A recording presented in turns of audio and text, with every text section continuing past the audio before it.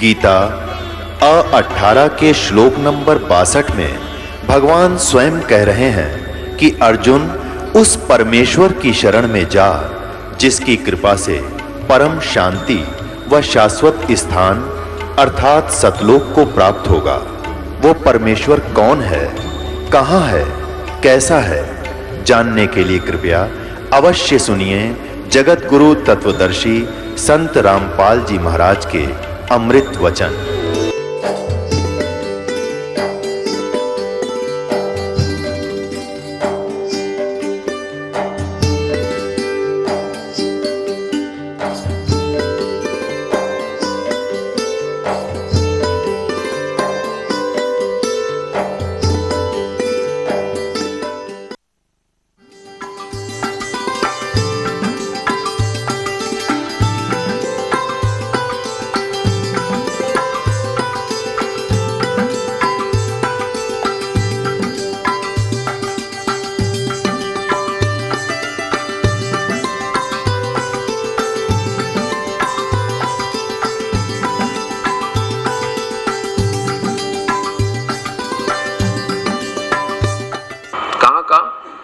ये ब्रह्मांड का चित्र देखिएगा। इसको पिंड भी कहते हैं, इसी को अंड भी कहते हैं, क्योंकि इसकी अंडाकार से शकल है, सारी बाहर से शेप है एलिप्टिकल, और इसको एक ब्रह्मांड भी कहते हैं। इसको पिंड क्योंकि सारे शरीर में एक ब्रह्मांड का ही विवरण है। अब इसमें क्या है, ये एक स्थान बना रखा है इस काल भगवान ने, ब्रह्मलोक। जैसे कल जो पुण्यात्माएं थी उनको ये पूरा विवरण का पता लगा इन ब्रह्मा विष्णु महेश की उत्पत्ति कैसे होती है।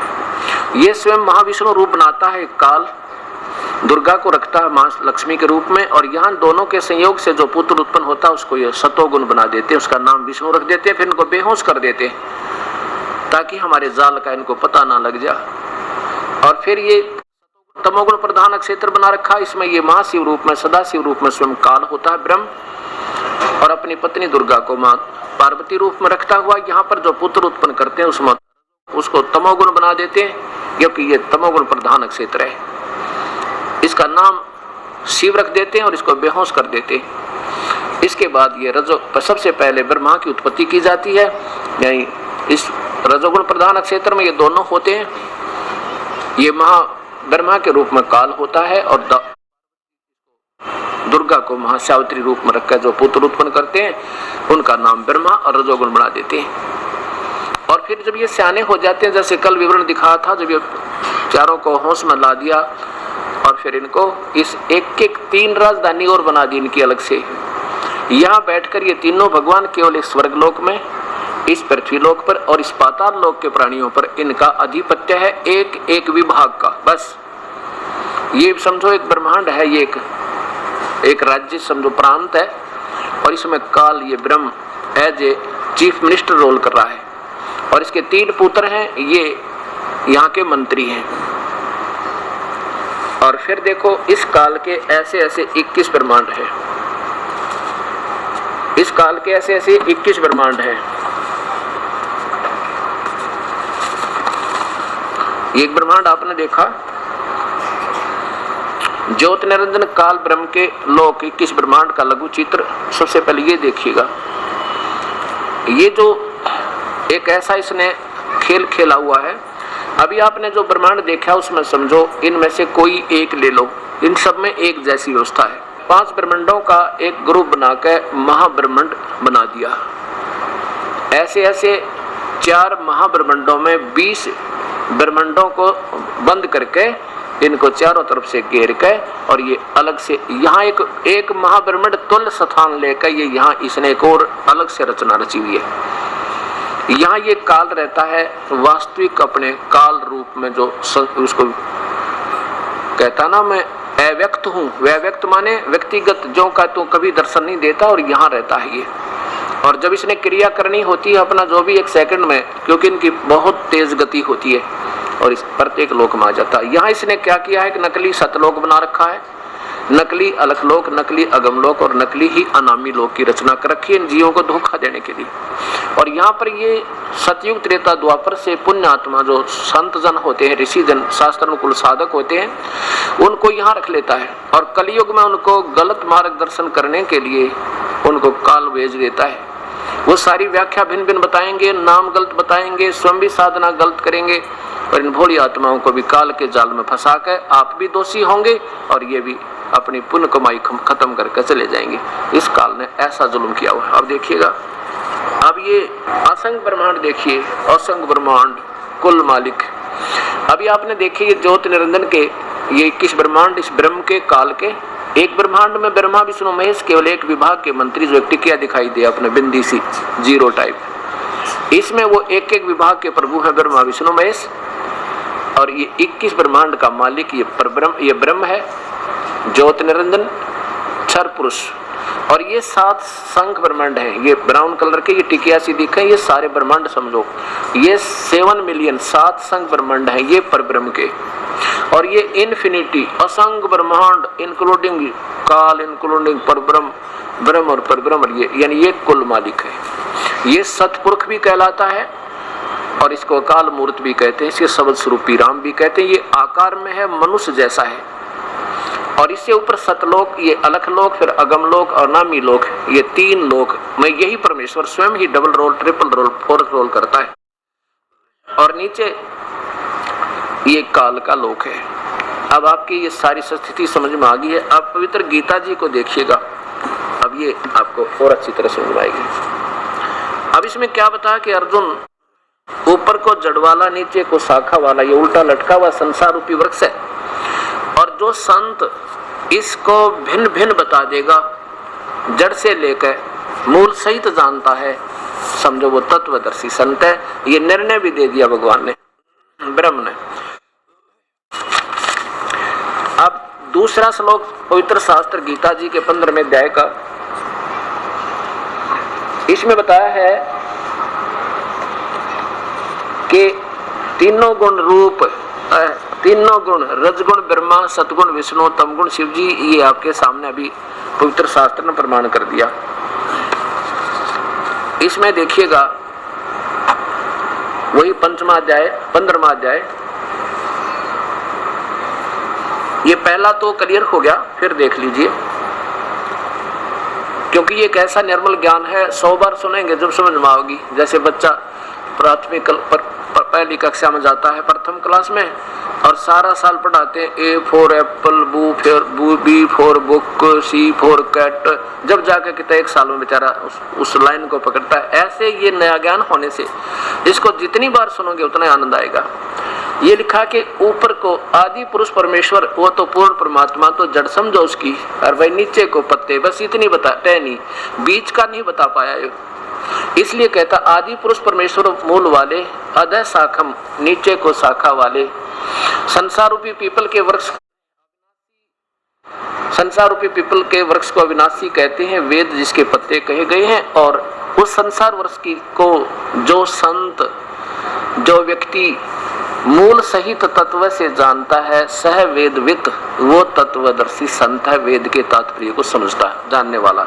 2 इसमें क्या कि तस्य माने उस संसार रूपी वृक्ष की गुण प्रवर्धा, यानी ये बड़ी हुई रजगुण ब्रह्मा, सतगुण विष्णु, तमगुण शिव जी, तीनों ये शाखा, ये जल से बड़ी हुई नहीं, ये उसी के अंश, विषय पर वाला शाखा। अब संस्कृत साफ देखनी होगी, विषय पर वाला माने विषय विकारों की कोपल और शाखा रूपी, ये तीनों गुण रूपी शाखा। अधः माने नीचे, च माने और, ऊर्ध्व माने ऊपर, ऊपर और नीचे। ऊपर और नीचे कहा, इन्होंने अनजानपने में क्या लिख दिया, सर्व, सब जगह सर्व नहीं, यही इन महापुरुषों की कमजोरी, ये समझे नहीं। ये देखिएगा, ऊपर और नीचे नहीं, सब जगह नहीं, ये ब्रह्मा, ये विष्णु जी, ये ब्रह्मा जी, ये शिव जी, यहाँ बैठ के इस पृथ्वी, हम पृथ्वी लोक पर बोला जा रहा था ये ज्ञान, ऊपर इस स्वर्ग में और नीचे यहाँ पाताल में, इन 3 लोकों के ऊपर इनकी रेंज है, प्रभुता है। और ये अनजानपने में लिख दिया सर्व ब्रह्मांडों में। अब देखो इसकी संस्कृत देखो अच्छी तरह, अधः माने नीचे, और च माने और, ऊर्ध्व माने ऊपर, प्रसन्नता माने फैली हुई है। मनुष्य लोक इन्होंने सर्वत्र लिख दिया, नहीं, ऊर्ध्व माने ऊपर को, ऊपर कौन, उस स्वर्ग में, और नीचे पाताल में, पृथ्वी पर ये बोला जा रहा था ज्ञान। आगे मनुष्य लोक में, इस पृथ्वी पर कर्मों के बंधन में बांधने वाली, कर्मानुबंधनी मूलानी, कर्मों में बंधन की मुख्य कारण ये तीनों गुण हैं। नीचे और ऊपर, नीचे और ऊपर सभी लोकों में नहीं, केवल इन तीन लोकों में, अनुसंततानी फैली हुई व्याप्त हैं, बस इन्होंने सब लोग लिख दिया। ये क्योंकि हम हिंदी पढ़ते रहे इसलिए विचलित हो गया। आगे देखो, अब तीसरे में कमाल कर दिया कि इस संसार वर्ष का स्वरूप जैसा मैं तुझे बता रहा हूं ऐसा नहीं अर्जुन, क्योंकि मैं पूर्ण रूप से नहीं जानता। इस संसार वर्ष का जैसा स्वरूप कहा है, यानी तेरी और मेरी चर्चा में जो है ये ऐसा इतना ही नहीं है, मैं नहीं बता पा रहा हूं पूरा। क्योंकि देखिए, इस संसार वर्ष का स्वरूप जैसा कहा है ऐसा यहाँ विचार काल में, यानी तेरे और मेरी चर्चा में, तेरे और मेरे डिस्कशन में मैं पूर्ण रूप से नहीं बता पा रहा हूँ। यहाँ विचार काल में नहीं पाया जाता, क्योंकि न तो इसका आदि है और न इसका अंत, तथा न इसकी अच्छी प्रकार से तिथि है। और देखिए, इसलिए इस सुविरुद्ध मूलम अति दृढ़ मूल वाले, ये अहमता ममता तीन की अपनी बनाई है। अब ये अति दृढ़ मूल माने सतलोक तो बिल्कुल अजरो अमर है, वो कभी विनाश में नहीं आता। और संसार रूपी वृक्ष, पीपल के वृक्ष को दृढ़ वैराग्य रूपी शस्त्र द्वारा काट कर, अब देखो क्या कहा भगवान ने कि इस उलझी हुई गुत्थी को, इस उलझे हुए ज्ञान को तो भाई सतज्ञान रूपी, उस तत्व ज्ञान रूपी शस्त्र के द्वारा काटा जा सके, समझा जा सके, और कोई तरीका नहीं। आगे देखो, अब चौथे में कमाल कर दिया, है कितना सिस्टेमेटिक यानी तरतीब वाइज ज्ञान दिया है इसमें। उसके पश्चात जब तेरा भाग उदय हो अर्जुन, कोई तत्वदर्शी संत तुझे मिल जा, उसके पश्चात उस परम पद रूप परमेश्वर को, उस परम पद रूप परमेश्वर को, परमेश्वर पूर्ण ब्रह्म को भली भांति खोजना चाहिए, जिसमें गए हुए फिर लौट कर पुरुष यानी साधक फिर लौटकर संसार में नहीं आते, उनका फिर जन्म और मृत्यु नहीं होता। जिस परमेश्वर से और जिस परमात्मा ने सारे ब्रह्मांडों की रचना की है, जिस परमेश्वर से पुरातन संसार वर्ष की प्रवृत्ति विस्तार को प्राप्त हुई है, जिसने सारे ब्रह्मांडों को रचा है, उसी परमेश्वर की, उसी आदि पुरुष पर नारायण की मैं शरण हूँ। काल कहता है ब्रह्म कि मैं भी उसी के अंतर्गत हूँ, वो मेरा बोस है, मैं उसका, वो मेरा पूज्य देव है, मैं भी उसी की पूजा करता हूँ, मैं उसके अधीन, उसी परमात्मा की मैं शरण हूँ। और इस प्रकार दृढ़ निश्चय करके उस परमेश्वर का मनन और निधिध्यासन करना चाहिए। केवल उससे उसी परमात्मा की भक्ति करनी चाहिए जब तो पूर्ण मुक्ति चाहता है। ये आपके सामने, ये देखो, फिर देखिए, उसके पश्चात परम पद रूप परमेश्वर को भली भांति खोजना चाहिए, जिसमें गए हुए साधक फिर लौटकर संसार में नहीं आते। अपने बारे में बताता है चौथे अध्याय के 5वें श्लोक में, अर्जुन तेरे और मेरे तो बहुत जन्म हो लिए, तू नहीं जानता मैं जानता हूँ। अध्याय नंबर 4 का श्लोक नंबर ये 5वां ही है। हे परंतम अर्जुन, मेरे और तेरे बहुत से जन्म हो चुके, इन सब को तू नहीं जानता मैं जानता हूँ। अर्थात गीता बोलने वाला भगवान स्वयं कहता है तेरी और मेरी जन्म और मृत्यु सदा बनी रहेगी, लेकिन वो परमात्मा कोई और है जिसकी भक्ति करने से ये कभी जन्म मृत्यु फिर नहीं होती, और जिसने सारे ब्रह्मांडों को रचा है, और मैं भी उसी के अधीन हूँ, मैं भी उसी परमात्मा की शरण में हूँ, यानी वो मेरा मालिक है। अब इसके संदर्भ में गीता जी के आपको 18वें अध्याय के 4 श्लोक और सुनाने पड़ेंगे, तब ये बात समझ में आओगी। अब ये इसलिए गीता में मना किया है कि हम पूजा कैसी कर रहे हैं, इसलिए पवित्र गीता में तीनों गुणों की पूजा करने वालों को मूर्ख बताया। कैसे? अब मान लीजिए आपने कोई आम का पौधा लाकर नर्सरी से और बीजना है, कैसे बीजेंगे? उसको ऐसे बीजेंगे, ये समझदारी होगी।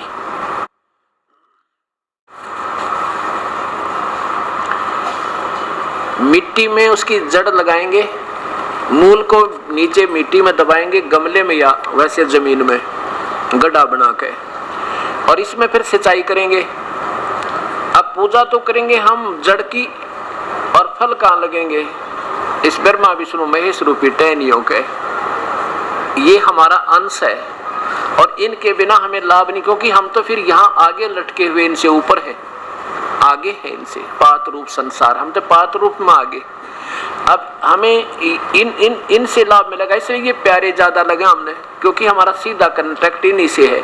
लेकिन हम ये भूल गए कि ये भगवान केवल वर्क डन देते हैं, किया हुआ कर्म देंगे, उससे ज्यादा कम नहीं कर सकते। और कर्म बनता इस विधि से, हम पूजा करेंगे इसकी नीचे वाले की यानी मूल की, तो यहाँ से खुराक देगा ये मालिक, और फिर ये ऊपर जाएगी और फिर हमें यहाँ मिलेगी। अब हम कर क्या रहे हैं, हम ऐसे कर रहे हैं इसको, अब हमने इस उल्टा लगा रखा पौधा बस, और कोई गलती नहीं कर रखी, यह महान गलती बन गई। हम ऐसे करें बैठे इसको सीधा करना और कुछ भी नहीं करना। आप देखना इस मंत्र को लेकर कुछ भी नहीं करना, सीधा करना। अब देखो हम ये एक सब साध रहे हैं, ब्रह्मा भी, विष्णु भी, देवता भी, माता भी, पितर भी और भूत भी, और दुख नो के नो, क्योंकि हमने पौधा उल्ट बीज लिया।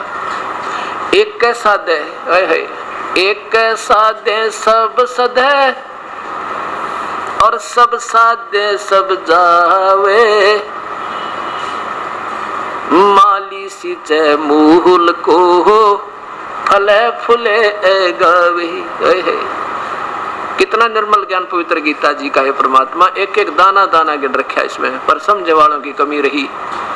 अब हम ये करवा रखी, नादान संतों ने उल्टे पौधे भिजवा रखे हमारे तरह। आप भी उल्टे बीजे बैठे, ये आप भी बालक हैं और बन गए संत, इनको आप नहीं पता। कहते शिव ही मृत्युंजय है, अजरो अमर है, इनका नाश नहीं होता, ये सर्वशक्तिमान। और ये कहते हमारा तो विनाश होता, हम तो अविनाशी है नहीं, नाशवान है। अब देखो पहले आप ये और फैसला लेते हैं। ये पवित्र देवी भागवत महापुराण के अंदर गीता प्रेस गोरखपुर से प्रकाशित, इसको देखो।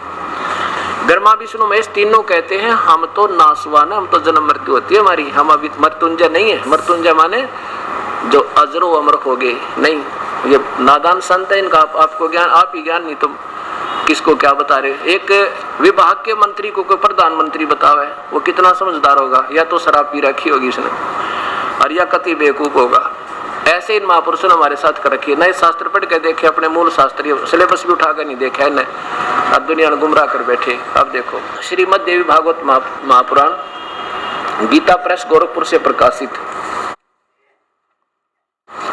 एक बार हम नासिक सत्संग कर रहे थे, 2-4 बुजुर्ग बैठे थे, वो कहने लगे भाई ये संत तो कोई षड्यंत्रकारी दिखा है। और ये बात अंदर से तो पढ़ा, ऐसी बातें हमने कभी पढ़ी नहीं। और कहीं से ना ऊपर ये कवर ना बदल रखा हो, अंदर से कोई और दूसरी किताब ले रहा हो। तो फिर मुझे पता लगा, तो अंदर से दिखाने लग गया। वहां अंदर भी देखो भाई, हनुमान प्रसाद पोदार, चिमन लाल गोस्वामी, और ये कहां से प्रकाशित है ये देखिए। गीता प्रेस गोरखपुर से इसका प्रकाशन हुआ है, छपी है। और गीता प्रेस गोरखपुर की किताब हिंदू समाज के लिए एक अमृत है, उसमें कोई जो है ना चिंता नहीं करते जो गीता प्रेस गोरखपुर से प्रकाशित होगी। तो इसलिए दास ने यही दिखाने की चेष्टा की। देखिएगा तीसरे सेकंड में थोड़ा सा दिखाऊंगा, वैसे मैंने कल इसको बहुत दिखा दिया था। तीसरे सेकंड में दिखाता हूं आपको कि स्वयं ये तीनों स्वीकार करते हैं हम तो जन्म मृत्यु होता है, हम अविनाशी नहीं है।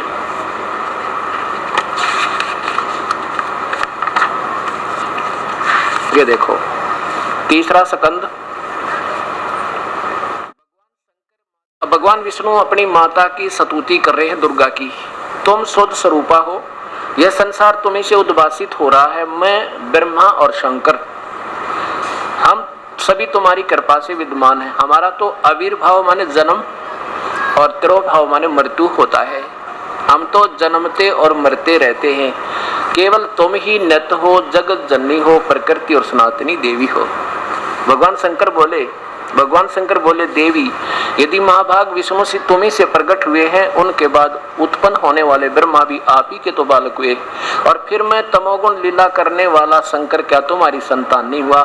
अर्थात मुझे भी पैदा करने वाली तुम ही हो, आप मेरी माँ, मेरी भी माँ तुम ही हो।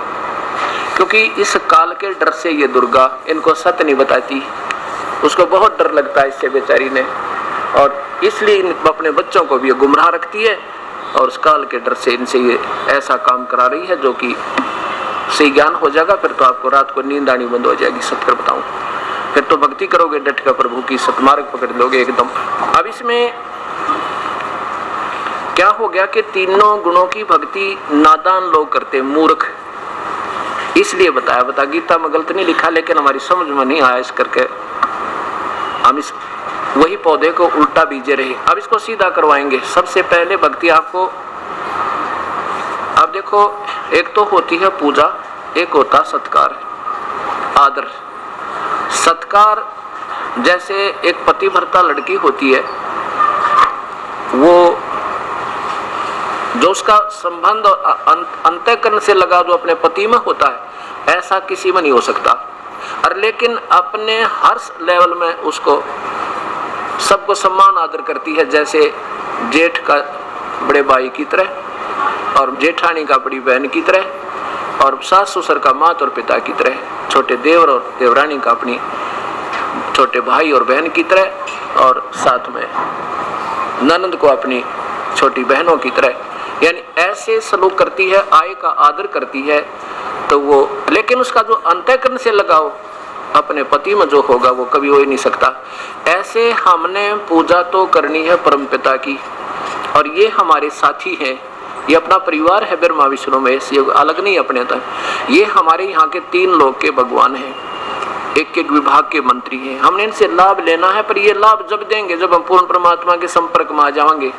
ये केवल किया हुआ कर्म ही देते हैं अपने को। जैसे आपने किसी फैक्ट्री में नौकरी लगनी है, तो आप पूजा तो करोगे मालिक की पूजा करोगे, उसको एप्लीकेशन दोगे, दरखास्त दोगे, याचना करोगे, अपना दुख रहोगे, जी मैं बहुत दुखी हूँ, पैसे का अभाव है, तो वो राजी होगा, प्रसन्न होकर आपको अपॉइंटमेंट लेटर दे देगा, आपकी नौकरी लगा दी, और आपने फिर फैक्ट्री में काम करना होगा, और किए हुए कर्म का रोज आपकी अटेंडेंस लगेगी, हाजिरी लगेगी, और उसका हिसाब, क्योंकि आपकी जो पहले उस मालिक ने आपकी तनख्वाह निहित कर रखी है, उसको उसके आधार पर नीचे के आपके वो फैक्ट्री के जो नीचे कर्मचारी अधिकारी वो देंगे, और वो जब देंगे जब आपकी अपॉइंटमेंट हो जाएगी, और वो उतना ही देंगे जितना आपने रोज दिहाड़ी करी। तो ऐसे हमने पहले इस परम पिता की पूजा करनी होगी, और फिर ये निर्धारित करके हमारा वेतन भेज देगा इनके पास, ब्रह्मा विष्णु महेश के पास, और फिर ये आपको रात राजी होकर देंगे, बड़े प्रसन्न होंगे आपके साथ। आपने इनके नियम में इनका आदर करते रहना है, इनके नमस्कार करना है, प्यार देना है इनको। और खुद भगवान शिव जी भी कभी नहीं कहते मेरी पूजा करो। योग विशिष्ट में पढ़कर देखना, वो खुद कहते हैं वशिष्ठ जी, वो परमात्मा कोई और है जिसकी पूजा करनी चाहिए। तो ऐसे हमने, जैसे पतिव्रता पत्नी परिवार में रहती है, और जब परिवार अलग होता है तो उस समय उसका किसी परिवार के सदस्य से वो लगाव नहीं होता जो अपने पति के साथ, अपने पति के साथ चली जाती है, जहां वो जाता है उसके साथ अपना अलग से मकान में रहने लग जाती है। इसी प्रकार जब हम यहाँ से चलेंगे तब हम अपने पति के साथ यानी मूल मालिक के साथ चले जाएंगे, और यहाँ से हमें किसी से द्वेष नहीं होगा, क्योंकि हम अपनी क्रिया अपने हिसाब से करें तो हमें वहीं जाना होगा। जहाँ आशा था वासा हुई, मन कर वचन सुमरियो सोई। अब प्रश्न चल रहा है कि अब भगवान काल कह रहा है कि मैं भी उसी की शरण में हूँ, मैं पूजा उसी की करता हूँ। इसका एक और प्रमाण देता हूँ आपको 18वें अध्याय के फिर 62 से लेकर 66 तक श्लोक आपको फिर सुनाने होंगे। अब देखो प्यारी आत्माओं, किसी भी स्थान पर हम एकत्रित होकर गाने और बजाने करते रहे, खूब भगवान की स्तुति भी करते रहे, ढोलक ढालक बांध के घंटी घंटी लेकर, तो उससे लाभ क्या होगा?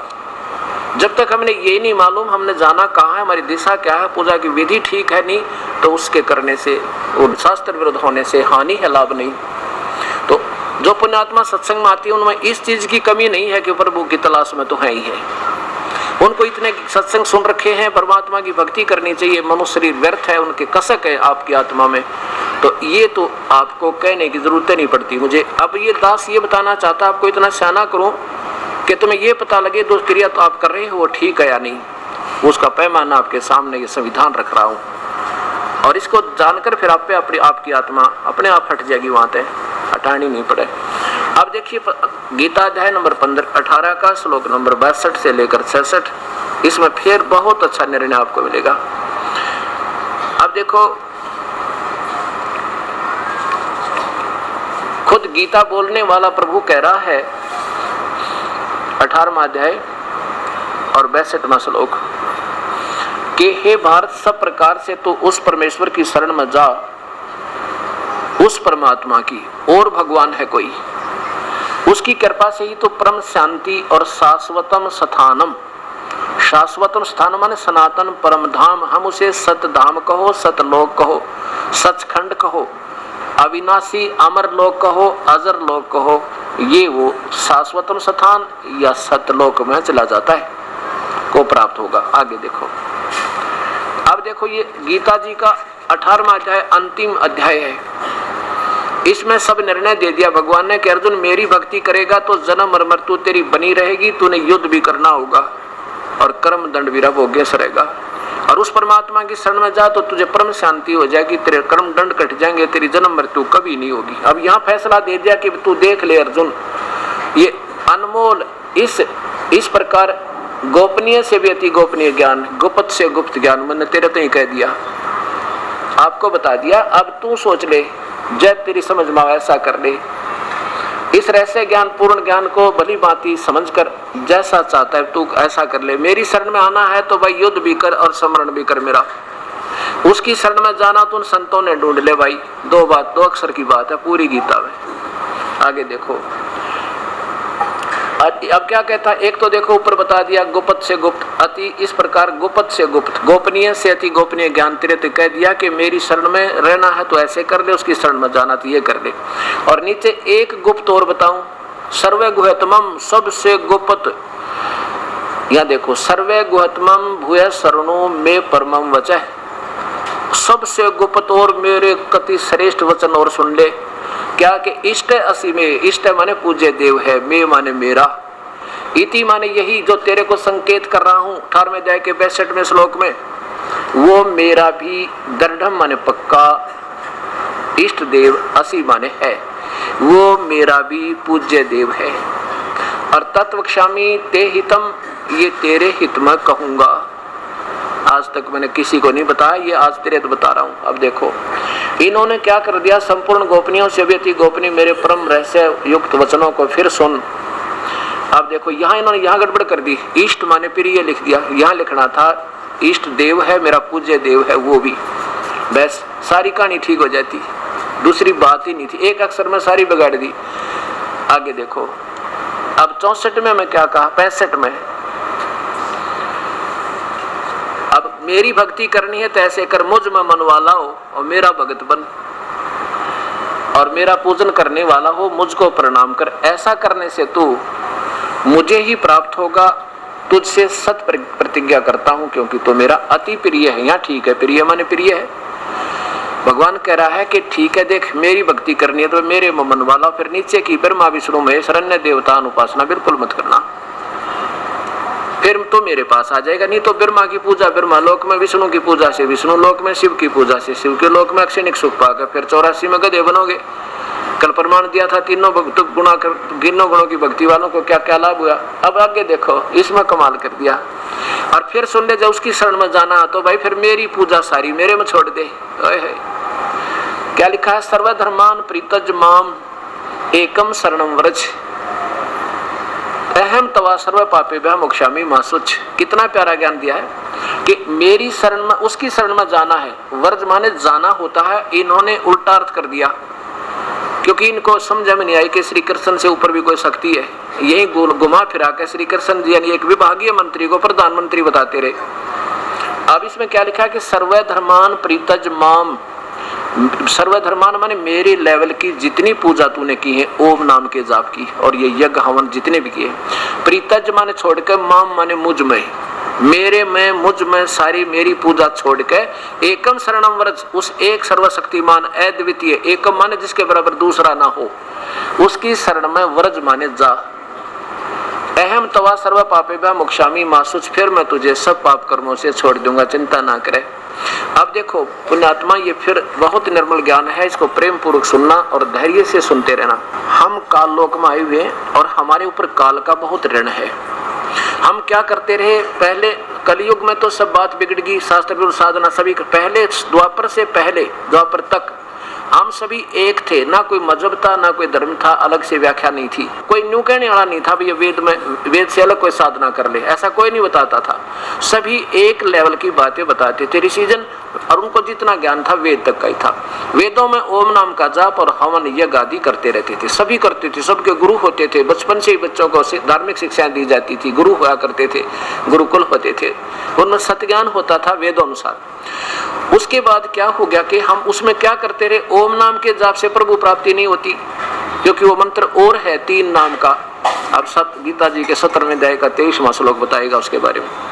तो हम क्या करते रहे, ओम नाम के जाप की खूब कमाई की, स्वर्ग में गए, महास्वर्ग पहुंच गए, वहां ठाठ हो गए, इंद्र बन गए, कुबेर बन गए, बड़े मौज के, और वो पुण्य अपने पुण्य कमाई खा के फिर कर्म, क्योंकि यहाँ दोनों भोगने पड़ते हैं, पुण्य भी और पाप भी, यहाँ का हार्ड एंड फास्ट रूल है, इसमें कर्म कटते नहीं, ना परब्रह्म की भक्ति से, ना ब्रह्म की भक्ति से, ना ब्रह्मा विष्णु महेश की भक्ति से कर्म नहीं कटेंगे। जैसे जिसने किया ज्यों का त्यों भोगना होगा। 2 खाते बना रखे भगवान ने इस काल ने धर्मराज के पास, एक डेबिट एक क्रेडिट। एक तरफ तो पाप कर्मों की कमाई, पाप कर्म, एक तरफ पुण्य, पुण्य के लिए स्वर्ग और पाप के लिए नरक, और फिर 84 लाख यूनियन भोगनी पड़ेगी। तो हम क्या करते रहे, अपने पुण्यों की कमाई को स्वर्ग में खाते इसके रेस्टोरेंट में, और फिर खाली होकर जाते मुंह लटका के 84 लाख दुनिया भोगते रहे। अब हम क्या करेंगे, इस ओम नाम की कमाई से कहीं इसका बेनिफिट लें को नहीं, हम इसको दे देंगे, पकड़ तू अपनी इस कमाई ने, हमें छोड़ आते, हम अपने भगवान के पास जाएंगे। और जो पाप कर्म है वो परमात्मा पूर्ण ब्रह्म उसको काट देता है, और कोई नहीं काट सकता, केवल पूर्ण ब्रह्म, उसके पास सुप्रीम पावर है, उसकी काटेगा तो उसकी सत भक्ति कर देगा। तो फिर क्या कहा कि हम इस ओम नाम की कमाई को, हम आपको पहले ओम नाम देंगे, ये 3 मंत्र का जाप बनेगा। एक ओम तो ब्रह्म का है, और तत् नाम, तत् नहीं, ओम तत् सत, ये जाप नहीं है, ये तो बच्चे बिलौना वाली बात कर रखी, कति नरक में ठोकन की। ओम तो ब्रह्म का जाप है, और तत् पर ब्रह्म का है, और सत जो हो पूर्ण ब्रह्म का। ये तीनों भगवानों की हमने विधिवत साधना करनी है, ये दास बताएगा आपको। और उसकी 3 विधि है सिमरण की। ओम नाम के जाप को तो हम ब्रह्म को दे देंगे, काल को, और वो तत् नाम जो है वो परब्रह्म को देंगे, क्योंकि हमने इस काल के लोक से निकलने के लिए यहां से चलना है। अब हमने इस एक ब्रह्मांड से चलना है। एक पहला मंत्र देंगे आपको हम, 7 मंत्र का होगा, वो आपको क्या करेगा, ये हमारे शरीर में कमल है, पहला जो प्रथम मंत्र हम देंगे वो 7 मंत्र का होगा। ये कमल है अपने शरीर में, गणेश जी, सावित्री, ब्रह्मा जी, विष्णु भगवान, लक्ष्मी जी, शिव और पार्वती जी, दुर्गा, और ये त्रिकुटी यहाँ पर आ जाती है, वो त्रिकुटी, ये 2 कमल का, दो दल का कमल है। तो यहाँ से ये सब आपको मंत्र देंगे, जिससे हम इनसे निकलना होगा। ये भगवान यहाँ 3 लोक के प्रभु है, इनका हमारे ऊपर ऋण है, हमने इनका कर्ज नहीं दिया, क्योंकि शास्त्र विरुद्ध साधना करने से हम कंगाल हो गए, इन्होंने हमारे कनेक्शन काट दिए, और इसलिए हमें रात मिलनी बंद होगी। अब ये मंत्र आपको दिए जाएंगे, इन मंत्रों के जाप से ये कमल आपके बरी हो जाएंगे। जब हम यहाँ से चलेंगे तो ये आपको नो डू सर्टिफिकेट यहाँ से मिलेगा, इस नाम, पहले नाम की कमाई थे। फिर दूसरा जो मंत्र होगा वो आपको यहाँ से लेकर, इससे लेकर के यहाँ ले आओगा, वो मतलब पहले दूसरा 3 नाम का मंत्र होगा। ओम नाम की कमाई से आप यहाँ पहुँचोगे, और ओम नाम की कमाई को हम यहाँ दे देंगे इस काल को। फिर ये हमारे सारे जो अकाउंट है उसको बरी कर देगा, हमें काल मुक्त, उसे कर्जा मुक्त कर देगा। इसके बाद हम कैसे चलेंगे, ओम नाम की कमाई हम यहाँ छोड़ देंगे इस काल के पास, ब्रह्म की, और ये परब्रह्म के लोक का बहुत लंबा चौड़ा रास्ता है परब्रह्म का, वो दूसरे मंत्र का जाप हम यहाँ इसको कमाई दे देंगे, क्योंकि यहाँ से छूटना मुश्किल है। यहाँ तो अपनी कमाई पहले जो की दो रखी है, जहाँ से हम गलती करके आए हुए, तीसरा मंत्र हमें यहाँ स्थायी स्थान देगा। तो ऐसे इसको समझना है सत्य ज्ञान को। अब क्या होगा कि हम ओम नाम का जो 2 मंत्र का नाम, एक सतनाम होगा जिसमें 2 मंत्र होंगे, उसमें एक ओम नाम होगा, एक तत् सांकेतिक है, वो दास नहीं बताएगा आपको, उसी को बताएंगे जो उपदेश लेगा। तो उस ओम नाम की कमाई हम इस काल को दे देंगे, इसका प्रतिफल नहीं लेंगे। ये इसलिए कहता है कि मेरी पूजा को मुझ में छोड़ के फिर तो उसकी शरण में चला जा, फिर मैं तुझे अपने ऋण मुक्त कर दूंगा, सब पापों से छोड़ दूंगा। अब देखिएगा ये पवित्र गीता जी,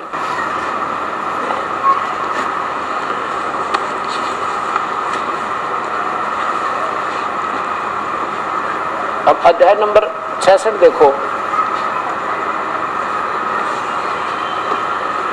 अध्याय नंबर 66 में हम चल रहे हैं। यहाँ देखिए, नीचे आओ।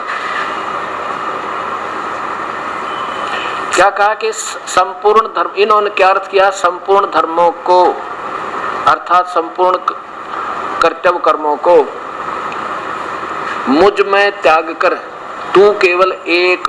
अब त्याग कर, मुझ में त्याग कर, और मुझ माम माने केवल सीधा मुझ होता है, मुझ में सर्वशक्तिमान सर्वधार परमेश्वर। अब इसका सारी फीत लगा दी काल के, ये ऐसा गलत कर दिया इन्होंने। मुझ में त्याग के एक कहते हैं माम शरणम व्रज। व्रज माने जाना होता है, इन्होंने गलत कर दिया ये आना।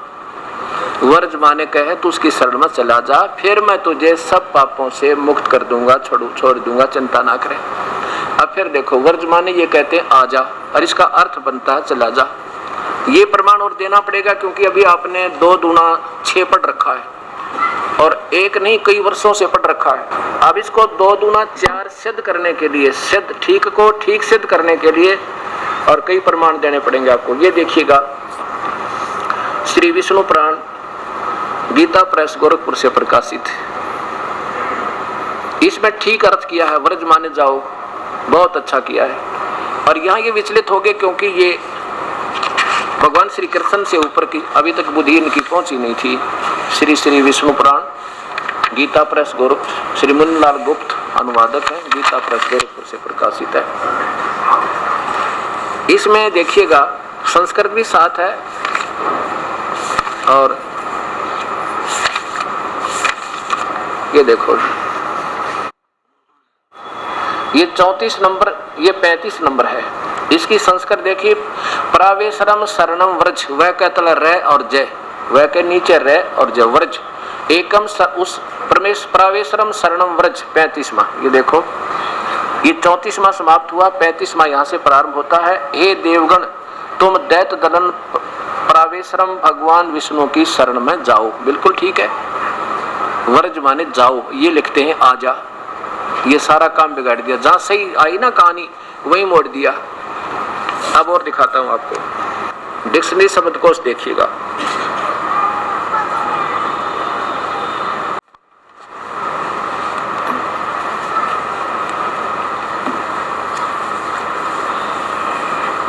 ये वैकट नीचे रह और जय, जाना चलना प्रगति करना।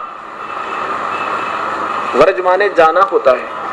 अब इन्होंने क्या कर रखा, ये आपके सामने है, ये तो आपने देख ही ली, और दिखाता हूं। श्रीमद् भगवत गीता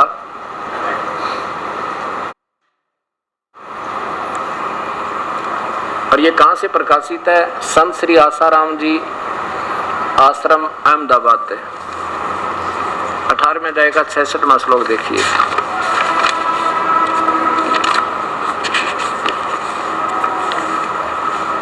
अठारहवां अध्याय और नीचे देखो,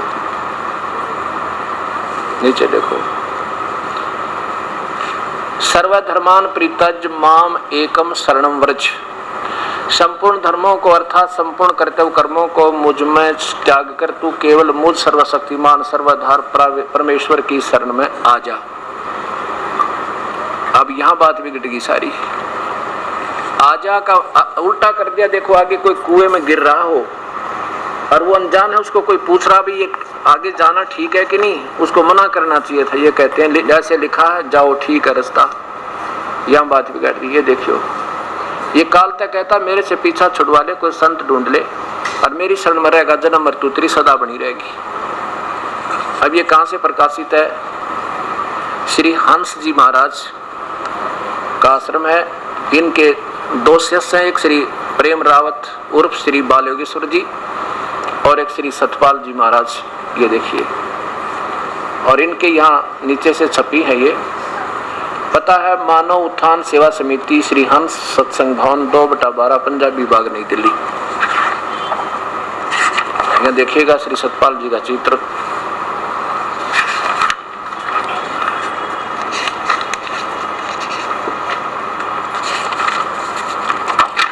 ये देखो, अष्टदशो अध्याय और नीचे देखो, सर्वधर्मान प्रीताज माम एकम शरणम व्रज।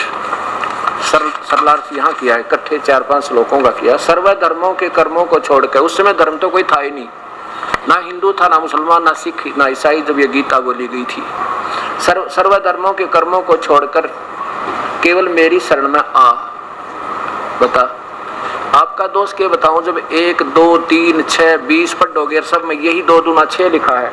अब देखो, ये श्री सुधांशु जी महाराज के कर कमलों द्वारा अनुवादित। अब ये चक्कर क्या पड़ा हुआ है कि नादान आत्मा मैं दिखाऊं सत्य, अन्यों का निंदा करते हैं। ये तो उनकी बता, निंदा का इसमें एक अक्षर भी नहीं है। पैसे लगा रखे, हम सब पढ़ रहे हैं, आप भी पढ़ दो और मैं भी इकट्ठा पढ़ा दूं तो और बढ़िया हो जाए। संत की भाषा संत जाना करें, डॉक्टर की दवाई डॉक्टर बता सके, मरीज ने के बेरा। सर्वधर्मान प्रीताज माम एकम शरणम व्रज। संपूर्ण धर्मों का बता, उसमें कोई धर्म था? धर्म माने धार्मिक क्रियाओं को, मेरी पूजाओं को मुझ में छोड़ दे। सर्वधर्मान, संपूर्ण धर्मों का आश्रय छोड़कर तू केवल मेरी शरण में आ जा। अब देखिएगा श्रीमद् भगवत गीता, श्री राम सुख दास जी महाराज जो गीता प्रेस गोरखपुर के संचालक भी हैं, उनके द्वारा इसका टीका है।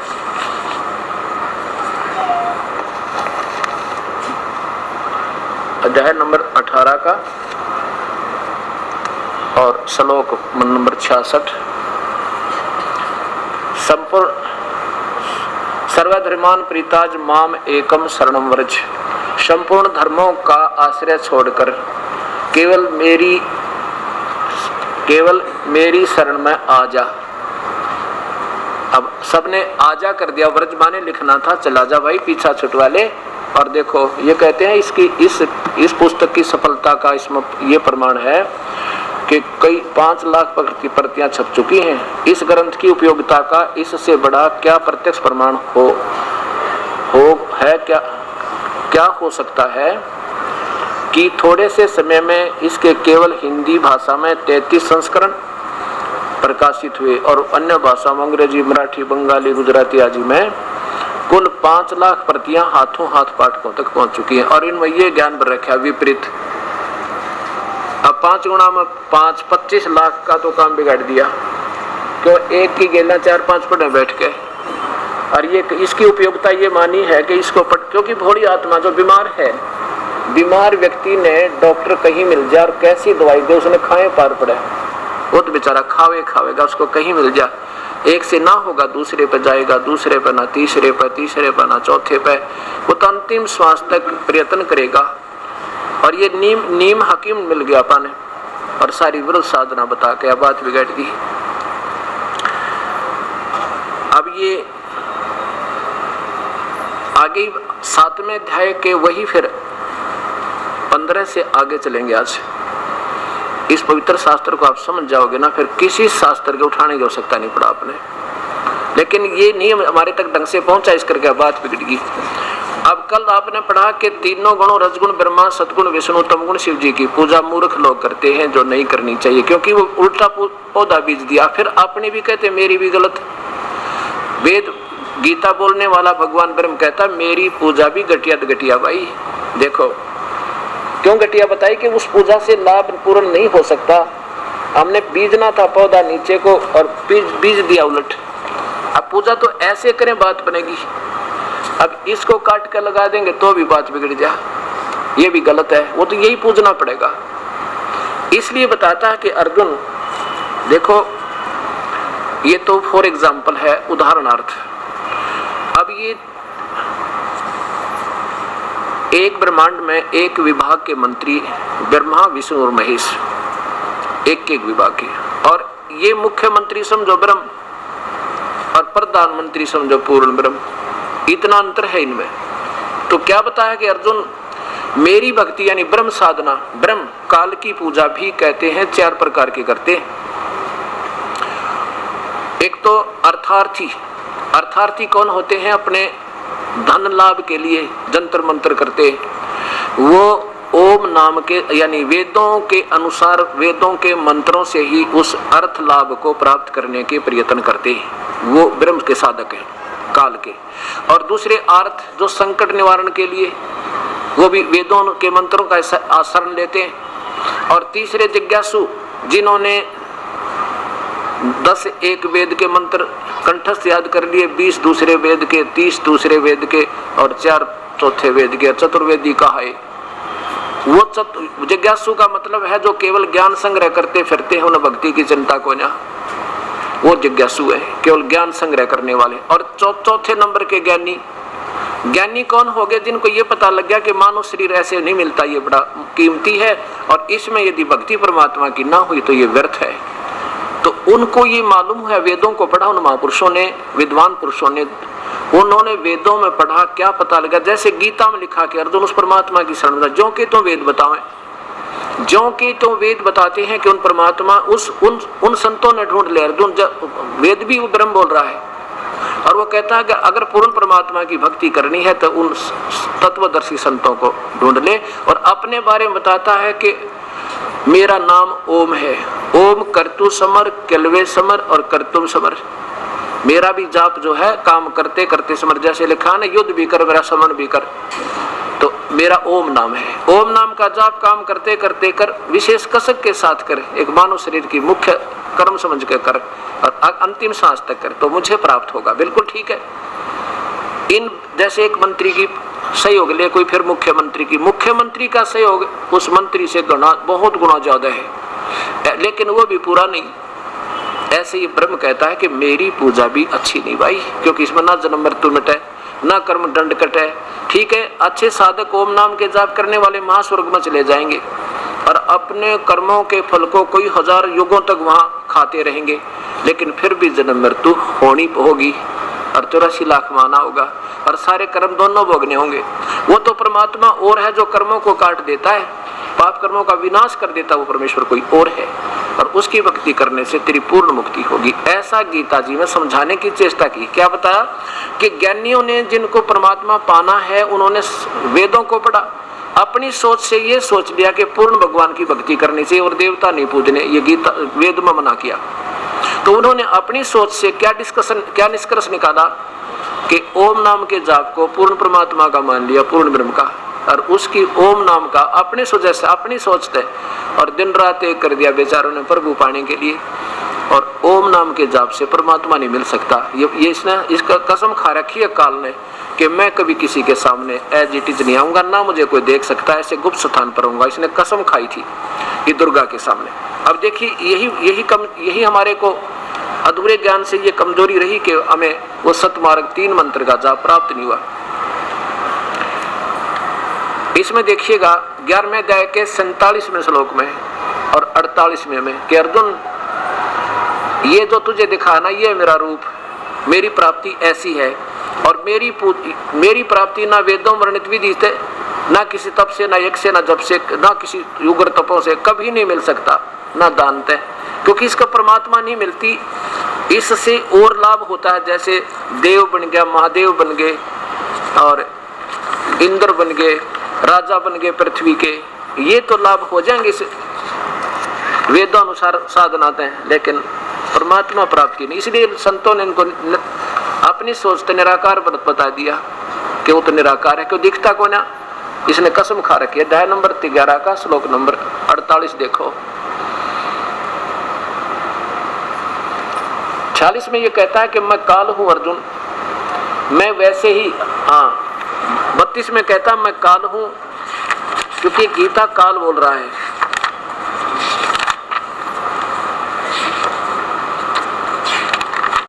ये देखो 32वां,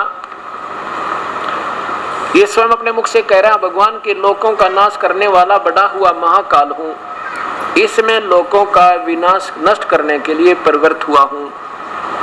अब इस समय आया हूं मैंने कहा, नहीं तो भगवान श्री कृष्ण ने पहले कभी नहीं कहा मैं काल हूं, ना बाद में कहा मैं काल हूं।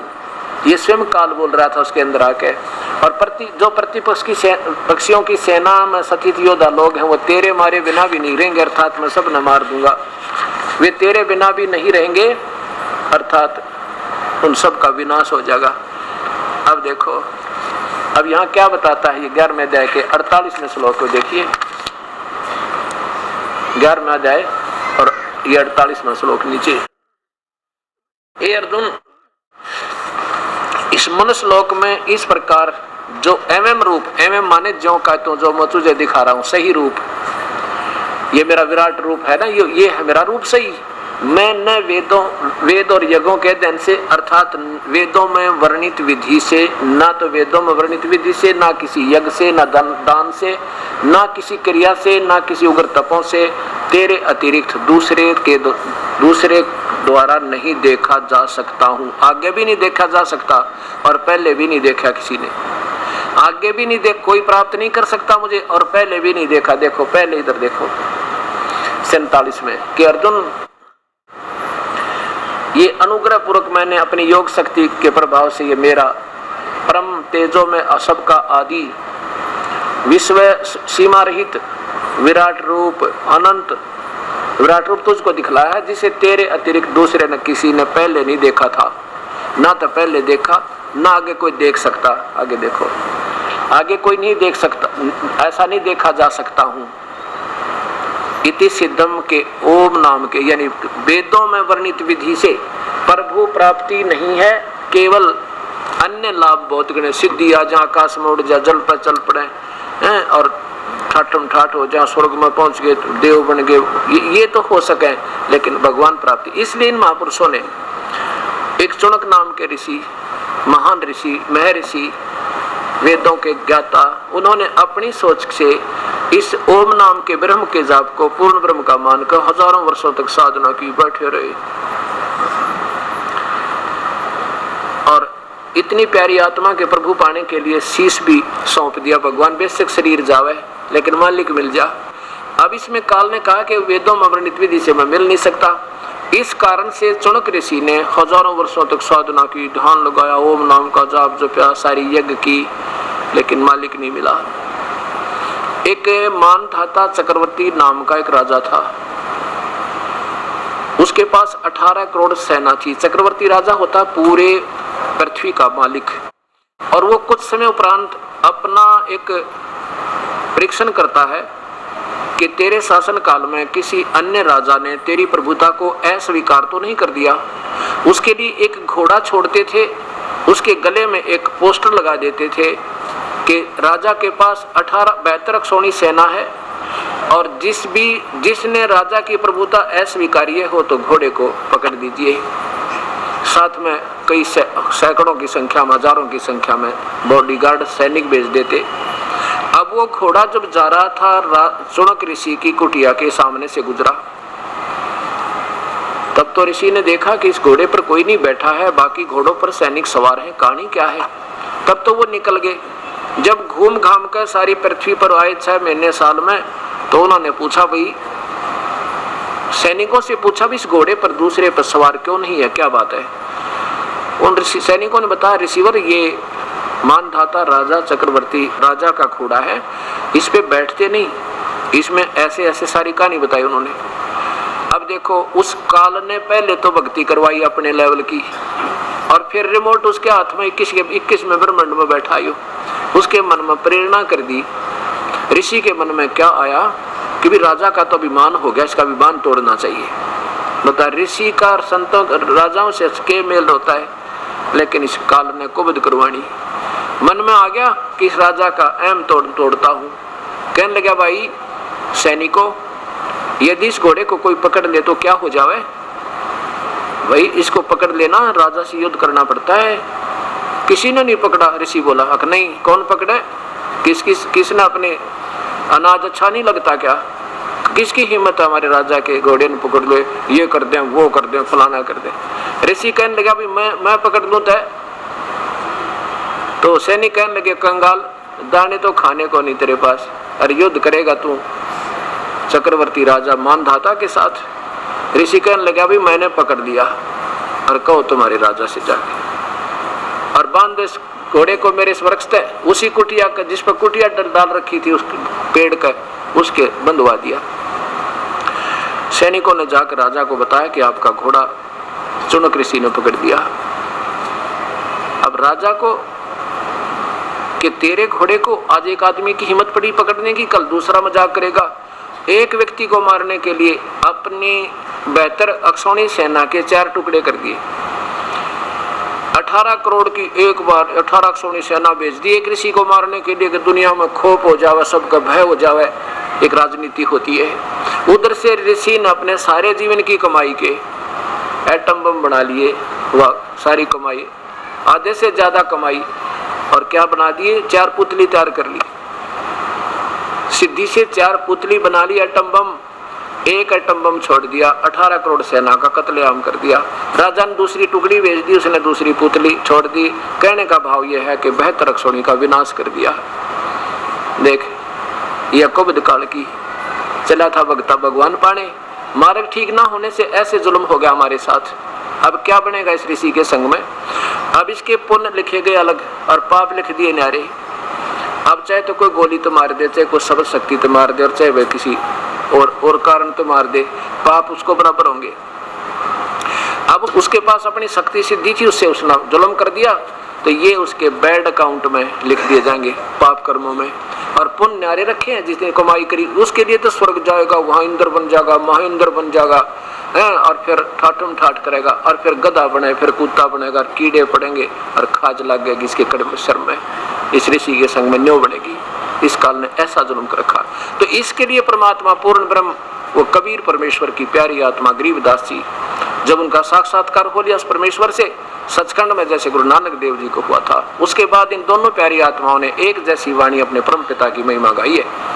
क्या बताते हैं कि 72 सोनी खा गए वो चुनकर ईश्वर एक, ये दे धारे जोरा फिर ये सभी काल के बेखे।